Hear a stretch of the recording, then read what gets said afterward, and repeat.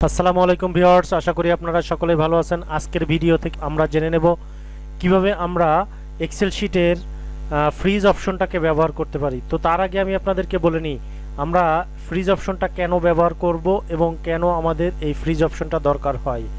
তো মূলত আমরা যখন একটা বড় এক্সেল শিট নিয়ে কাজ করি তখন এই এক্সেল শিটের যে টপ র থাকে বা যে হেডিংটা থাকে, এই হেডিংগুলো আমরা যখন নিচের দিকে আসি তখন এই হেডিংটা কিন্তু উপরের দিকে হাইড হয়ে যায়। তো আমাদের এই সমস্যা সমাধানের জন্য আমরা কিন্তু ফ্রিজ অপশনটাকে ব্যবহার করতে পারি। তো ভিউয়ার্স দেখেন, এখানে আমার যে লাইনটা রয়েছে এই লাইনের উপরে টপে আসলে কি রয়েছে, এটার রেজাল্টটা আসলে কি, এটা কি এটা কি এটা কি এগুলা কি আসলে আমি কিন্তু এখান থেকে দেখে বুঝতেছি না, কারণ আমার এর উপরের যে শিরোনামটা রয়েছে সে বা হেডিংটা রয়েছে সে হেডিংটা হাইড হয়ে গিয়েছে।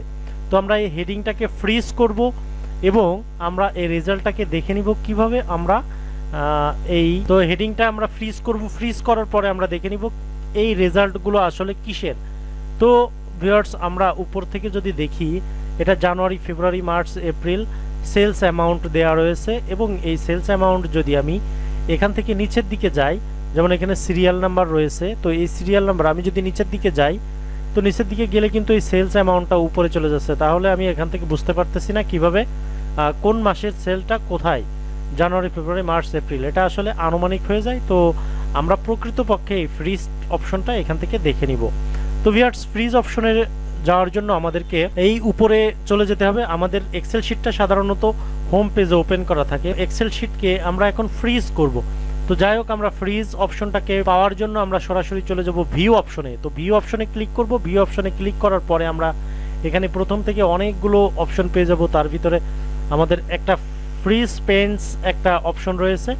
তো ফ্রিজ পেন্স অপশনে আমরা এখানে ডাউন ডট রয়েছে, এই ডাউন ডটে আমরা ক্লিক করব। তো ডাউন ডটে ক্লিক করার পরে কিন্তু আমরা এখানে তিনটা অপশন পেয়ে যাব, freeze panes, freeze top row, freeze first column. তো আমরা কিন্তু এইভাবে এখান থেকে এই ফ্রিজ অপশনগুলো ব্যবহার করে আমরা এই শিটটাকে ফ্রিজ করতে পারি। অর্থাৎ ফ্রিজটা আমরা করব কোনটা, আমরা এই রকে বা আমরা এই উপরে যে হেডিংটা রয়েছে হেডিংটাকে আমরা ফ্রিজ করব। তো হেডিংটা ফ্রিজ করার জন্য আমাদেরকে এই যে মাউসের কার্সারটা রয়েছে এই কার্সারটা এখানে ক্লিক করতে হবে। ক্লিক করার পরে এখান থেকে আমাদের ফ্রিজে চলে যেতে হবে। আমি সাপোজ এখানে রাখলাম, আমার এই যে এখানে যেখানে রাখছি রানা লেখা এই অপশনটাতে আমি রাখছি। তো আমি এর উপরের কলামটাকে আমি ফ্রিজ করব, তার জন্য আমি এখানে রাখছি। আমার কিন্তু ফ্রিজ হবে এইটা এবং এইটা। তো ঠিক আছে, আমি এখানে রাখলাম, রেখে আমি ভিউ অপশনে গেলাম। ভিউ অপশন থেকে আমি ফ্রিজ অপশনে গেলাম। ফ্রিজ অপশনে আমরা ফ্রিজ পেন্স, তো আমরা ফ্রিজ পেন্সে ক্লিক করলাম। ফ্রিজ পেন্সে ক্লিক করলাম। তো ভিউয়ার্স আপনারা দেখছেন যে এখানে ফ্রিজ করার পরে কিন্তু এই দিক থেকে একটা দাগ চলে এসেছে। তো তার মানে এখানে আমাদের ফ্রিজ হয়ে গেছে। এবং আমরা যদি এখন মাউসটা নিচের দিকে নিয়ে আসি, তো আমরা যদি এভাবে নিচের দিকে চলে আসি তাহলে কিন্তু দেখেন আমাদের এই উপরের যে অপশনটা এইগুলা এই রগুলো কিন্তু ফ্রিজ হয়ে গিয়েছে। অর্থাৎ এই রগুলো যেমন ছিল ঠিক তেমনই রয়েছে। জাস্ট আমরা যখন এই শিট থেকে নিচের দিকে আসছি ঠিক তখন আমাদের এই লেখাগুলো বা আমাদের এই রেজাল্টগুলো বা সেলস অ্যামাউন্টগুলো আমাদেরকে নিচেরটা দেখাতে সহযোগিতা করতেছে।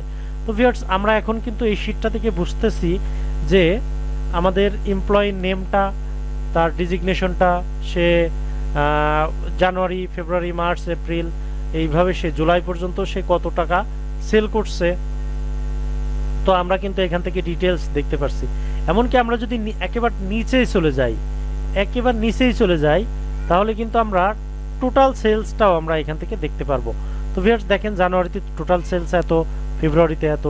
তো এইভাবে আমরা জানুয়ারি, ফেব্রুয়ারি থেকে আমরা জুলাই পর্যন্ত প্রত্যেকটা মাসের আমরা আলাদা আলাদাভাবে নিচের যে রেজাল্ট রয়েছে রেজাল্টটা কিন্তু এই ফ্রিজ অপশন ব্যবহার করার মাধ্যমে আমরা এটা পেতে পারি। তো ভিউয়ার্স ফ্রিজ অপশনের ভিতরে তিনটা অপশন রয়েছে। তো তিনটা অপশনের ভিতরে আমি একটা ব্যবহার করে দেখালাম। তো আমি এখন আপনাদেরকে দেখাবো আরেকটা অপশন।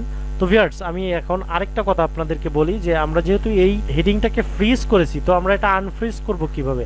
আনফ্রিজ করা খুবই সহজ। আমরা ঠিকই আগের মতো ভিউ অপশনে যাব। ভিউ অপশনে গিয়ে আমরা এখানে ফ্রিজে ক্লিক করব এবং আনফ্রিজ একটা অপশন পেয়ে যাব। তো আনফ্রিজ করে দেব। আনফ্রিজ করলে আমাদের কিন্তু আগের মতো এই শিটটা হয়ে যাবে। দেখেন আগের মতো এভাবে শীটটা হয়ে গিয়েছে। তো এইভাবে আমরা আমাদের ফ্রিজিং এর কাজটা করতে পারি। তো ভিউয়ার্স, আমি এখন আপনাদেরকে আরো দুইটা যে ফ্রিজের অপশন রয়েছে এই অপশনটাকে আমরা দেখাবো। এখন আমি যদি টপ রো কে করতে চাই ফ্রিজ, তাহলে আমি এভাবে সিলেক্ট করে নেব।